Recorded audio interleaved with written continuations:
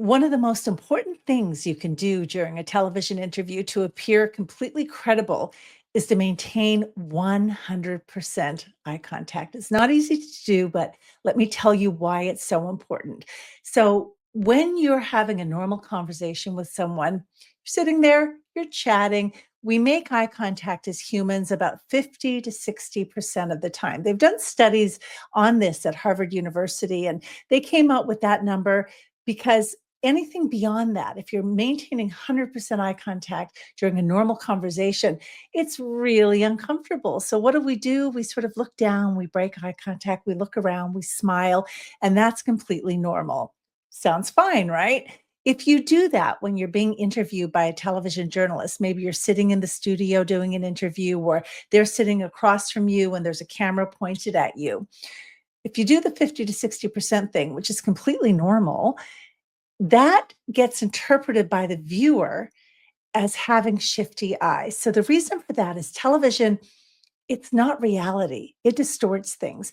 And when you're on a big screen and you're magnified and your eyes are shifting down, you're triggering something subliminal within the viewer. I mean, they're assessing you, they're checking you out.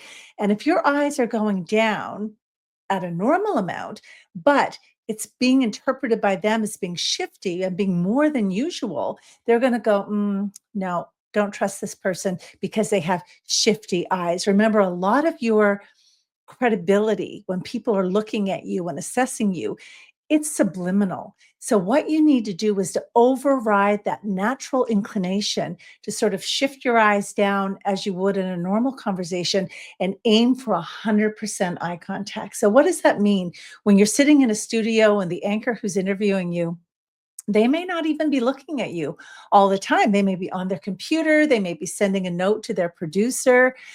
All you have to do is pick a spot on their forehead and answer your questions, put your answers directly to that spot, even if they're not looking at you. Just remember, there's a bit of a performance element when you're doing an interview on television. So you have to remember to maintain 100% eye contact to keep your eyes from shifting. You're not going to do 100%. It's almost impossible to do, but you can aim for it and it'll cut down on the amount of shifting that your eyes are doing on a big screen, and it'll boost your credibility with viewers. It's a small thing, but it really makes a big difference. And the same thing applies when you're doing an interview, a presentation from your home computer, your office computer. Aim for 100% eye contact with the camera. And let me show you what the difference is.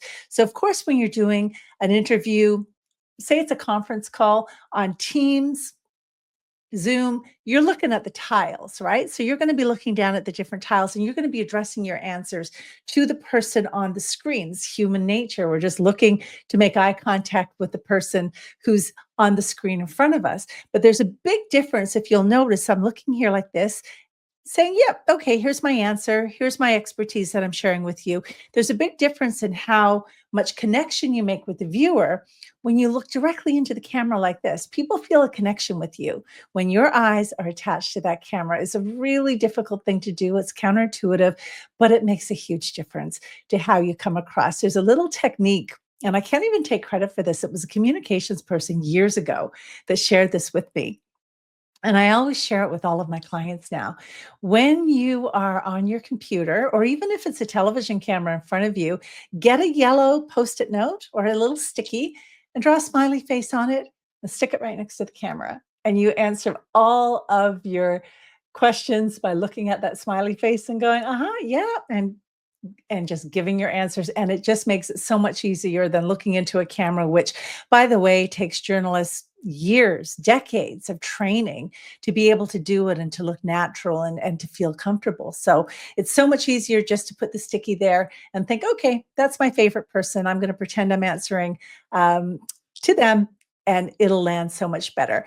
And there's one more little trick I want to tell you about if you're doing it from a home computer or a laptop.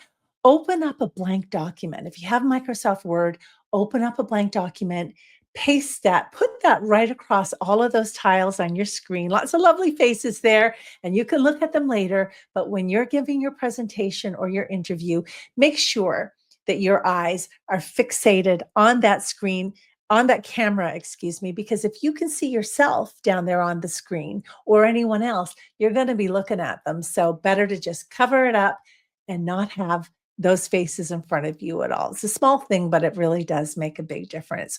If this information has been helpful to you, please give us a like and subscribe. And we're going to post another video right now showing you how framing is also a crucial part of doing a good interview from a home computer.